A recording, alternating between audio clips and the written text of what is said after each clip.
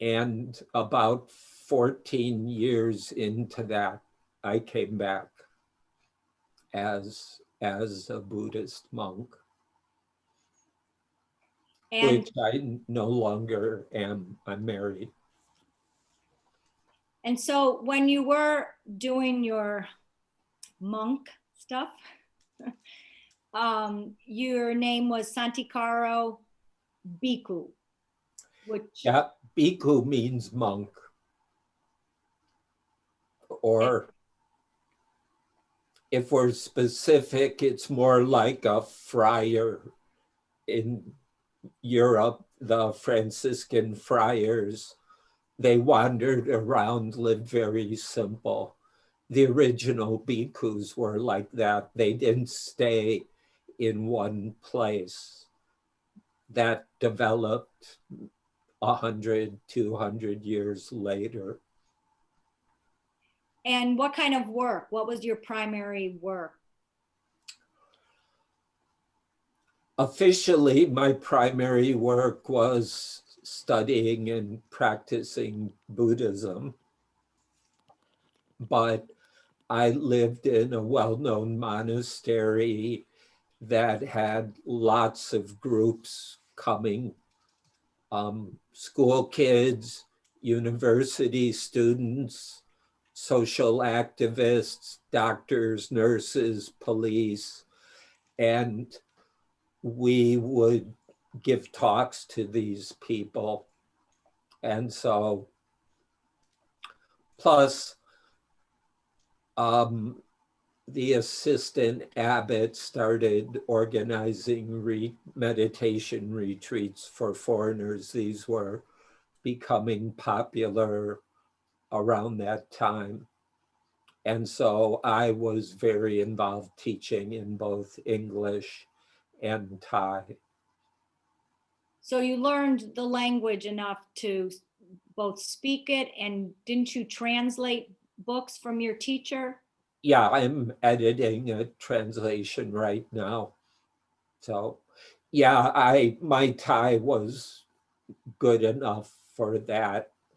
And I had a 2-hour Zoom meeting with friends in Bangkok this morning. So Oh, it's my second language. oh, it's okay. So the meeting was in Thai then. Oh So yeah. it's fresh. It's still fresh. Yeah. Okay. So then, what year did you come back to the States? About 2000. And That's the first year where I was in the States more than Asia. and how has I'm sorry, I want to say Liberation Park, Rivella, Kavala. How has that? How did tell us from 2000 to where Kavala is today? Um, I assumed when I came back, I would eventually start a small community of monks and was hoping I got to know an American Tibetan nun. She was born in Chicago area, but grew up in LA. And she followed Tibetan Buddhism. She's close to the Dalai Lama. And friends like her, we had hoped to do a community where the gender hierarchy would be put aside. That's still an issue in Buddhism for reasons such as our personalities conflicted. It didn't work out. Um, so that went through various phases, ended up in Oak Park, Illinois. And then I decided to leave the monkhood, and one of the main people involved became my wife. We got married a while later, but basically she and I were running Liberation Park. And after a while, we decided to move up to Wisconsin. We both wanted to be out of the city. And so we moved up here. The name change is a long story, maybe not crucial right now. But Liberation Park, people tended to get the wrong idea. So we started over with a new name that nobody knows what it means. Unlike liberation, there would be connotations, mainly political, which was my original idea, but kind of a pun, but people didn't get what I meant. All right. All right. So yeah, that's basically the introduction. So Joe And Marie, oh, go let ahead. me say one thing, since we're not a monastic community, what we are is we have facilities for a small number of people. With COVID, 3 or 4 at a time. Pre-COVID, 5, 6, depending. People come for private retreat. We have rooms and cottages where they can stay. And all that, all these, the buildings for it, you guys built yourself. So it was, or with help. Physically, we built a few, like the one I'm in now, but the more recent buildings, we hired a contractor. Very good. Okay. I'm old enough that this took 4 years, and at my age now, it would take 10. So hired somebody younger. Leave it to the professionals. Okay, so that's the introduction that I have. You can take it away. How you were thinking. Sure. Okay. And feel free to interrupt if there's a good reason to. So the idea I've gone with, based on emails between Michelle and I, is to talk about Buddhism, especially as I try to live it. And so I'll try to share some main highlights in aspects of Buddhism that guide how I live my life. And mostly I'll be touching on classic Buddhist teachings, but expressing them in fairly personal terms. And I should say my teacher, Buddhadasa Bhikkhu, a well-known Chinese Thai monk who died in 93, he's had a profound influence on my understanding. So I see Buddhism in many ways. It's hard to just see it in one way, but an important central way I understand Buddhism is a way of inquiry into suffering and the end of suffering. That's a classic Buddhist framework, and my training is in using that. Suffering's a okay but somewhat clumsy English word for the Indian word dukkha, and which can mean pain, it can mean agony, it can mean existential angst, a whole spectrum of life being wobbly. And there's an old simile of a wheel, an old wooden wheel on an ox cart. And when the wheel doesn't spin smoothly and freely, that's dukkha. So you could say dukkha is when life is out of alignment. And so this inquiry is paying attention to when suffering shows up in its many forms: anger, fear, jealousy, hurt feelings, anxiety, or sometimes just a kind of wobbliness where things aren't coherent, open, spacious, and so on. So I've spent the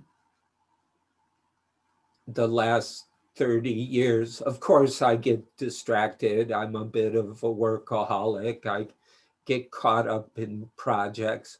But when I'm paying attention to how forms of suffering show up. And this is something where my teacher was a bit radical in a traditional Buddhist context, noticing how every experience of suffering ends. Most Buddhists think of the end of suffering being in the future because the conventional mind thinks a lot in terms of time. So suffering is now, end of suffering's in the future. But I've learned to see it more as suffering happens, suffering ends, suffering happens, suffering ends. Our generalization in concepts might start to make it seem that suffering lasts,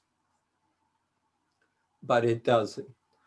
And so a careful inquiry into suffering also becomes an inquiry into it ends. Every burst of anger passes. Unfortunately, it leaves residue. And if we're not careful, those residues pile up. There's another Buddhist teaching about that that I find helpful. So this inquiry into how suffering happens, how suffering ends, is a guide for living my life. As I make choices, I try to bring this perspective. When stuff happens, like an argument between my wife and I bring this framework and various other teachings to bear, and I'll give some examples.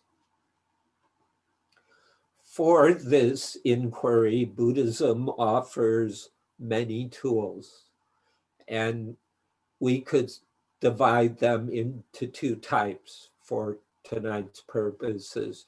One, our Buddhism offers perspective on suffering, how it happens, and how we can extricate. These teachings I take not as truths to accept, but perspectives. And there's an etymological reason in the early Buddhist language to take it this way. Later, religion tends to get dogmatic, things become holy truths, and you're supposed to accept them. I find that constraining and even childish. So my interest is, what is this teaching pointing at, and especially in my own life. There are also practices, various forms of meditation being prominent examples, but there are ethical practices, practices of reflection, and others. These are roughly two categories of tools to support the inquiry.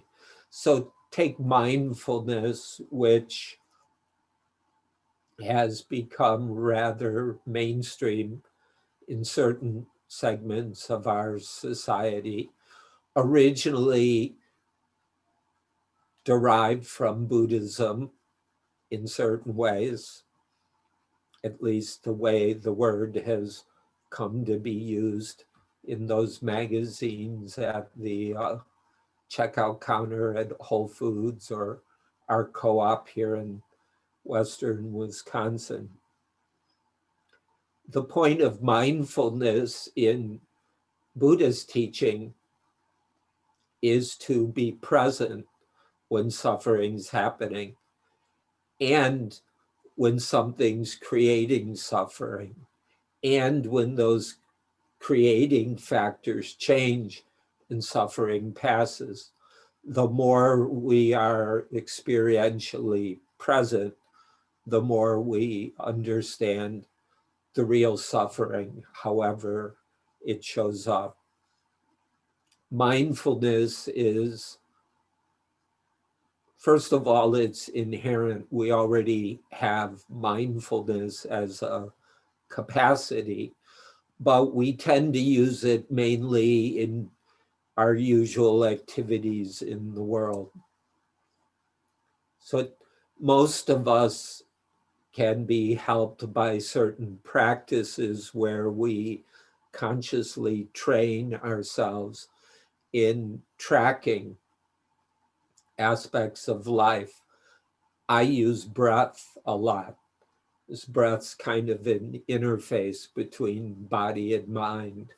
And it's a pathway for becoming more sensitive to what's going on in my body, in thoughts, in emotions, and so on. There are meditation tools for cultivating the ability to focus. Certain things in our life are painful, and our habit is to avoid them, to rationalize them, to flee them, to numb them, to shut down. It takes courage as well to be able to hold attention on something difficult long enough to learn what's going on. So that's another skill that can be cultivated. There are practices for what we might call a healthy heart. In my case, meditations for developing forgiveness, and then kind of practicing in meditation, and then taking that into situations where I was resentful, critical, angry. For me, forgiveness was a very useful, powerful practice. I did it both as meditation and then applied it. Gratitude, similarly. I was treated for an aggressive cancer 10 years ago.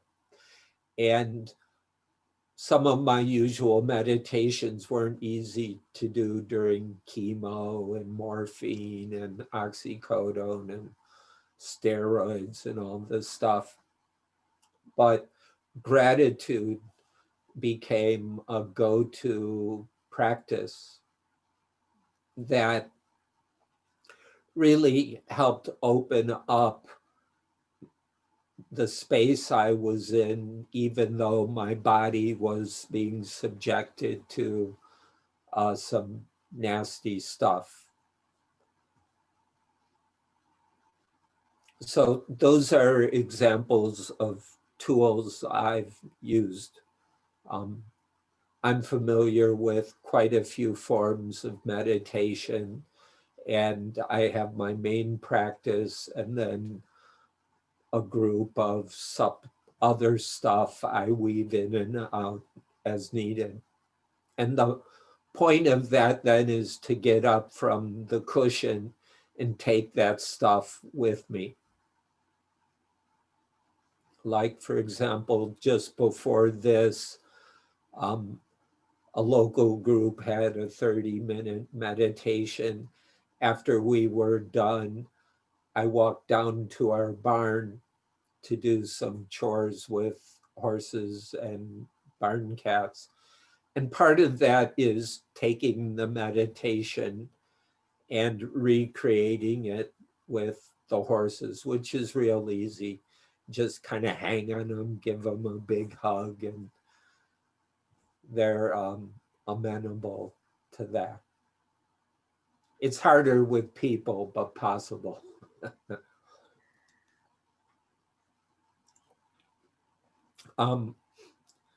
Let me share a couple examples of perspectives. And these are ones that have been important in the last, say, 10 years. There's a body of teaching in Buddhism about what we call clinging, which could be expressed as taking things personally. Something happens, we hold on to it as it happened to me, it's mine, my problem, whatever. And this was a major focus of my teacher. And so since I first started studying closely with him in '85, this has been central to my inquiry. But much more recently, I really took to heart the subset of teachings around what I call opinions, which Buddhism calls clinging to views. Like my dad, Michelle knows him, I have argumentative habits. And with my inquiry into suffering, eventually I was being confronted with the tension created by arguing. And I don't mean a balanced, clear-minded debate. I mean when one gets caught up in an argument. I've got something and I want you to understand, or you're wrong, and blah, blah, blah. So when I was finally ready to accept the distress going on with that, I use the perspective of clinging to views. And for a few years, say 7, 8 years ago to 5, 6, 4 years ago, I do some reading in Buddhist texts, just a little bit to refresh some perspectives, but mainly to remind myself. And then I kept watching.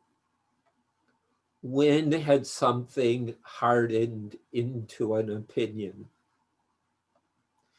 I'm using the word opinion as different to a perspective, what Buddhism would call right or skillful view.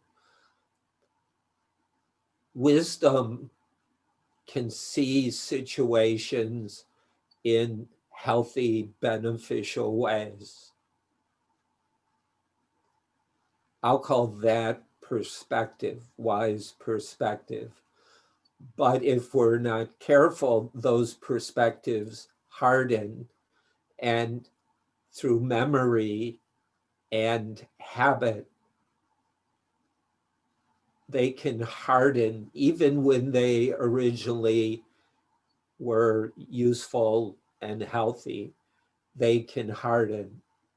And in my case, they harden into this is the way it is.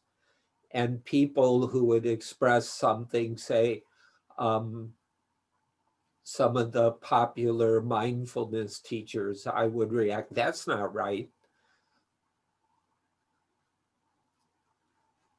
And to some extent, that's true. They're misquoting the Buddha constantly, for example. But why should I be bothered by that? That's just how things work in this world.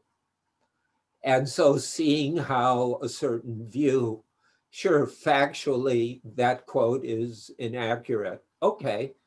But when something in me latches on, it gets personal, then I've created a conflict. Whoever said that thing, they don't know I'm bothered by it.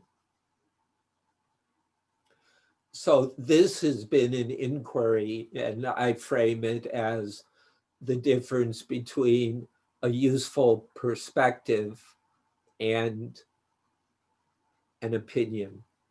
And of course, some opinions have shoddy evidence. The thinking behind them is messed up or driven by bias of some sort.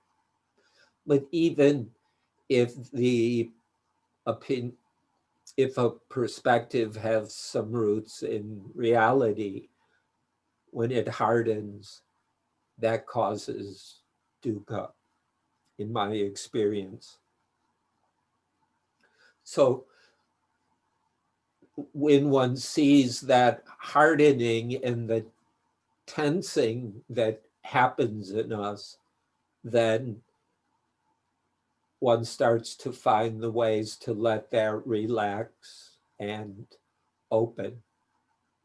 Breath can help, yoga can help, qigong can help. And there are a lot of tools, Buddhist and non-Buddhist, for relaxing that stuckness. Or something that's been a major focus of mine the last year or so is likes and dislikes. I had formed an unconscious opinion that a good Buddhist shouldn't have likes and dislikes. I can quote texts to back that up. The point is, making an opinion out of it is stupid, at least in my case. And it took me a while to realize, oh, darn it. Sure, likes and dislikes can lead to various forms of reactivity that causes suffering. That continues to be valid. I see it happening. And people tell me when it's happened with them. But thinking I shouldn't have likes and dislikes made it difficult to actually acknowledge when they were happening. And I had not quite a blow up, but a relationship with a good friend. She was doing stuff that I didn't like, but I couldn't really accept to myself I didn't like it. I kind of knew I did. And things got, unfortunately, weird and tense between us. And it took a while to resolve it. And a big piece for me in my part of it, she worked through her part too, is to just admit, oh yeah, I don't like that behavior. I don't like that way of explaining. I don't like. I'm not in any way justifying my dislikes. But the crucial thing for me was to be honest. And my little unconscious rule to you shouldn't have likes and dislikes had gotten in the way.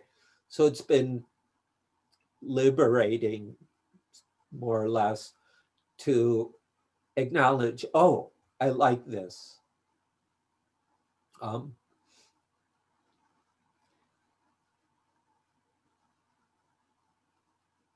And by the way, recently some local Buddhist groups have asked for some reflections about the election. And I've been talking about when we like something or dislike something, like take, for example, liking the Democrats. Of course, there's a lot of stuff Republicans do I don't like, but liking Democrats makes me ripe for being disappointed. But I have a good enough memory, and I know that there's going to be a lot of disappointment. And then, so just watching the reactions of like and dislike, and the inquiry for me currently is it possible to just leave likes and dislikes as information? The way my psychology, my system has developed these 60-something years, let alone ancestry and what have you, culture. These things happen. Trying to shut them down does not seem effectual to me. So what I'm exploring, and again, this spirit of inquiry, is it possible that liking doesn't tell me how I should react, but it's information, something in me, and it's not always clear what, though my wife, who studies Jungian analytic psychology, she's got ideas about why I like and dislike certain things. And so I'm happy to draw on that too. So this is another example of seeing suffering in a kind of shutting down of something that was happening, and then allowing myself to be more open to it, and then trying to ask useful questions of it. And so far it seems useful. Likes and dislikes, I can be more honest about them and less troubled by them. Certain of my likes are trivial. So, okay, I prefer one brand of yogurt to another. No need to make a problem out of that. Some likes, though, can trigger some selfishness or greed, insensitivity, and so on. So should look into that. But recognizing the likes and dislikes has become something to track.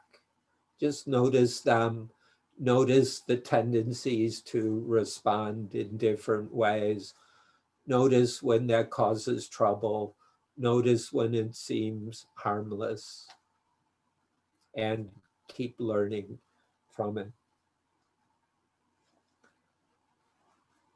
So I jotted down a few things after coming up from the barn. I thought about it down there talking with the horses. And I thought I'd share a few things and then see where you all want to go with any further conversation. Okay. Let's do gallery view. Wait, okay. So you're ready for questions or discussion, or if we just say keep talking?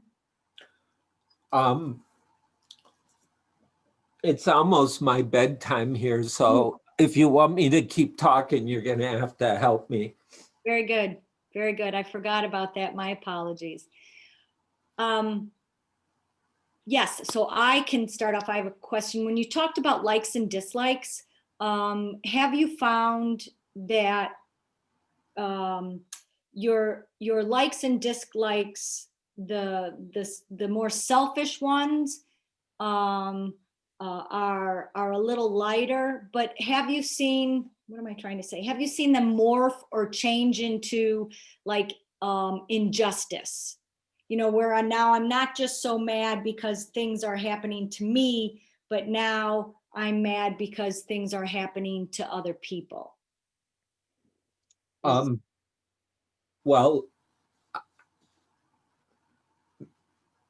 being angry about social injustice, that's been going on since I was a teenager. So that's more, so that that's didn't always, have to morph. right. But what I had to learn there was a lot of those people who were suffering injustice, they were abstractions. So the dislike was related to people being treated badly, subjected to violence, and so on. But in a way, what was troubling me was it didn't fit the way I wanted the world to be. And so I had to, for me, part of the work was I was mad about injustice, but I was being selfish about it. I wasn't opening my heart so fully to the pain people were going through. I was more reacting about, I don't like that. And I found that reaction of not the disliking, it's one thing. I'm not going to say that's the problem, but it's how I follow through with the dislike. And being angry on a conceptual level, being angry with abstractions, I didn't find that so useful.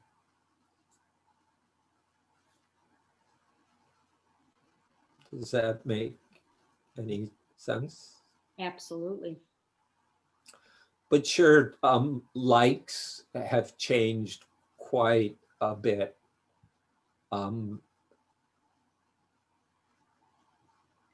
Getting into some areas of inquiry that didn't attract me for many years and are now quite enjoyable.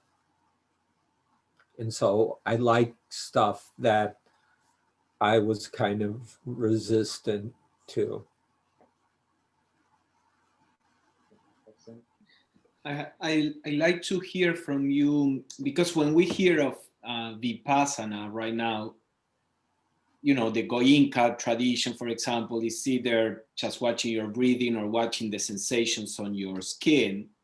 But then doesn't the Buddha talk about 4 foundations of attention? And how would that be? How is the practice of Vipassana paying attention to the other levels of, you know, consciousness? Originally, Vipassana referred to insight.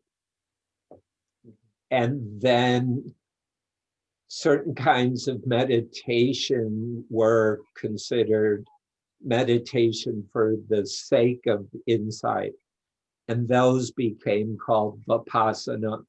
And some of those became systematized, like Mr. Goenka's teachers had done. And so over the years, people developed techniques that they believe foster insight.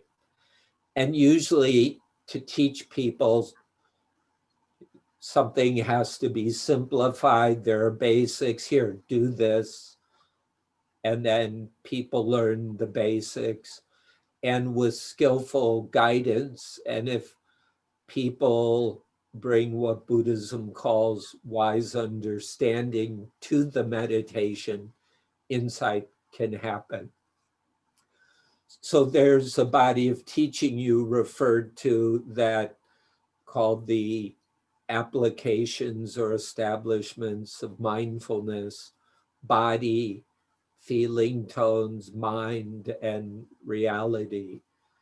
And some systems will emphasize only one, and that's okay. Sometimes that's all that's needed. But other systems try to cover all four. And part of that's a matter of style. Different people are attracted in different ways. Here in the States, there's been a strong anti-intellectual flavor to Vipassana and some forms of Zen. That's less true of the Tibetans because they encourage a lot of study. And the anti-intellectual piece partly has to do with a lot of people have had enough college and stuff. They don't want more of that. They want to calm their minds. But it sometimes seems to create a bias. In my training, we use the teachings to keep inquiring into the process of meditation, whether you call it Vipassana or whatever. And I see real Vipassana is wide open and not so reliant on technique. The techniques are like training wheels to learn the basic skills. And that needs to be guided with the kind of teachings that shed a light on the process. So we find where our mind gets stuck, like for me, opinions, likes and dislikes. Because when the mind's stuck, insight doesn't happen until it sees it's stuck. Then there can be insight. Marie, Does that speak to Yes. you were asking? Yeah, thank you. Maria, did you have a question?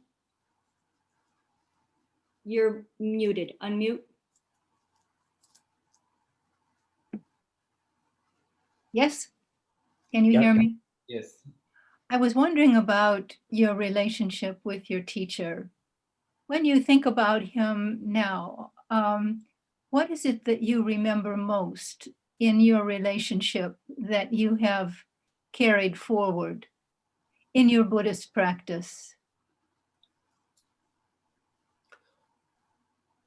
Mostly it's kind of like I'm still having a conversation with him, since I still translate, and in Thailand I give talks and workshops about his teaching, because I'm one of the few direct students who are still alive. A lot of my friends from that time have died. So it's like an ongoing conversation, because that was a highlight for me, would be going to see him and talking about all kinds of stuff. had a very open mind. I should also say there was deep affection and love. And I tend to overlook that, and then I remember, oh yeah, there's this part too. So I have a lot of love for him. Kind of like my grandparents, that's in there too, in here. Okay, Dana? I know there's different practices, as you said, so I may be incorrect on this. Did you study, or I shouldn't say study, did you have to do koans? I'm not sure if I'm saying it right. Koans. Koans? Koans. Mhm. And what did it lead you to? The answer is no. Koan is a Japanese word, and it's mainly a Zen practice, but not all Zen Buddhists. It depends on the flavor of Zen. Some use koan, some don't. It's derived from China. There's a version of it in Korea. So I've read about it. I have friends who've done koan, but I've not really. Once or twice I heard of a koan and I would meditate with it for an hour, but that's it. Okay. So I don't really know about koan practice. Thank you. My main meditation is breath, and using breath to explore body and everything else, including cats. Yeah, does anybody, yeah, Elena? And what does that bring you when you are exploring the body with the breath?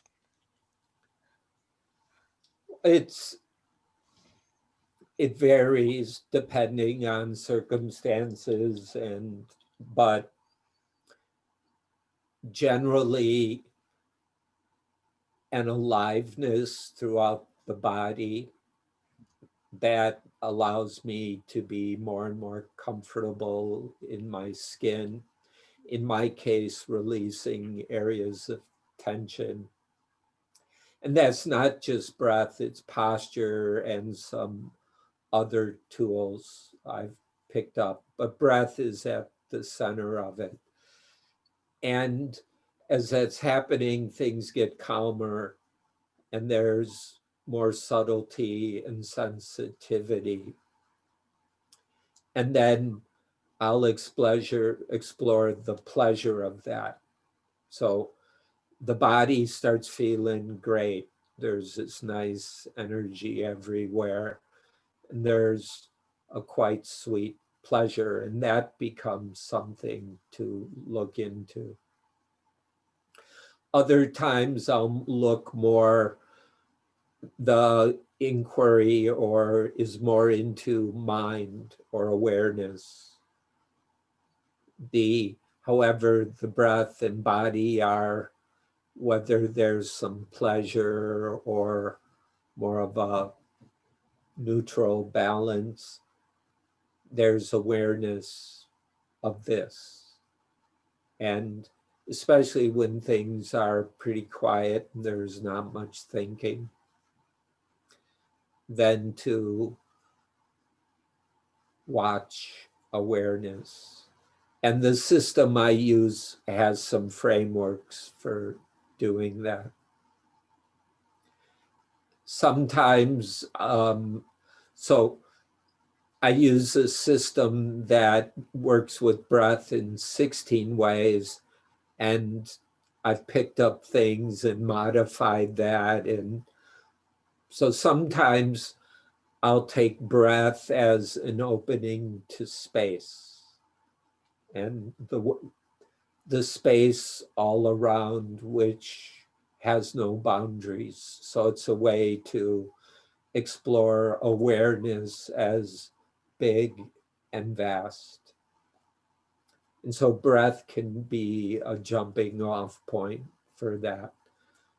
Also, breath is always changing. So sometimes I'll notice how each breath ends and be paying attention to change. A breath ends, a breath starts. Oh, there's a thought, it ends. And just watching stuff happen and end, happen and end.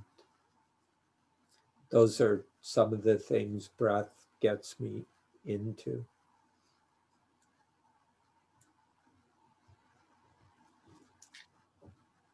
No, I have a question, but it's more A lecture. like metaphysical. No, but I'll wait and see if anybody else has any other question. Go ahead, Elena. I had a little bit of a related question to that, the breath question, because you said that you practice mindfulness of suffering. So I wanted to know a little bit more about what that is. What do you do? What do you try to realize?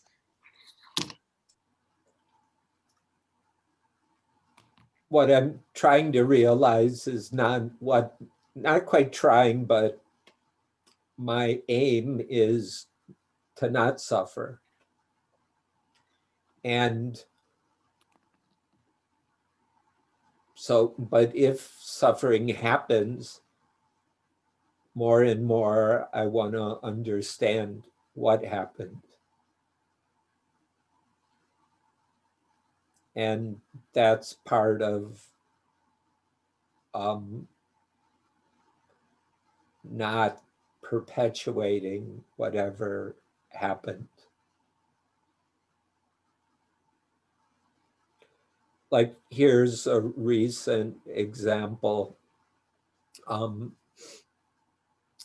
My male upbringing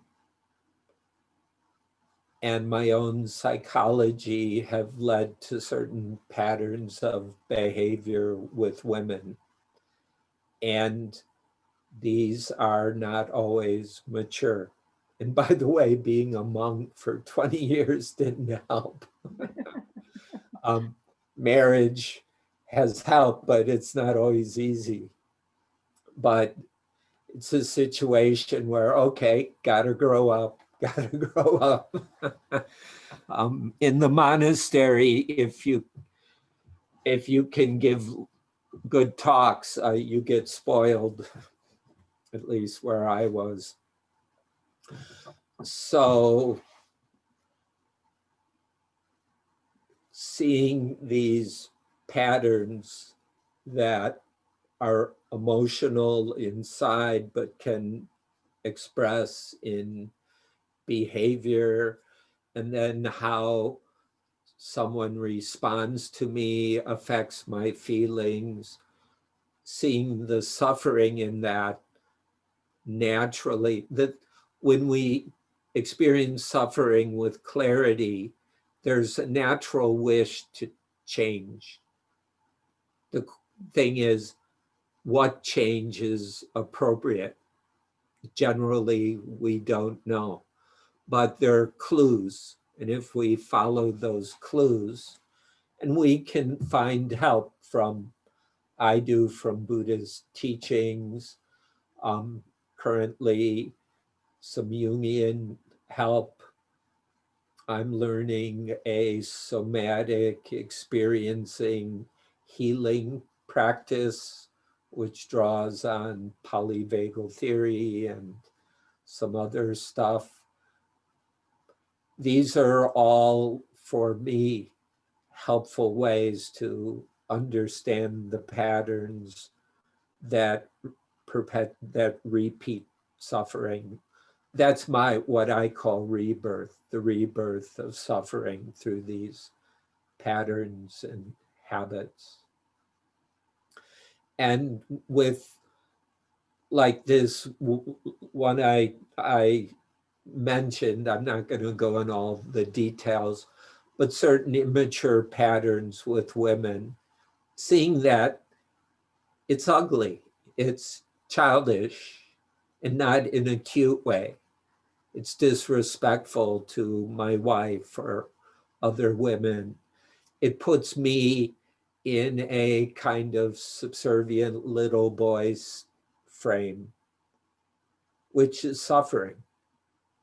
It's kind of like being back to the little boy who wanted something from mommy, wasn't getting it, and didn't know how to go about it wisely.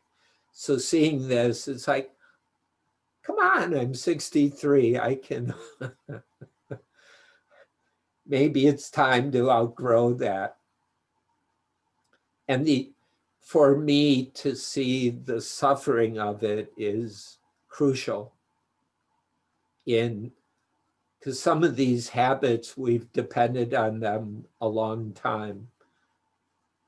To see that it's suffering is crucial to having the sincerity, the mindfulness, and some appropriate effort to restrain oneself from repeating a habit. Or if I catch myself doing it again, catch it sooner, relax.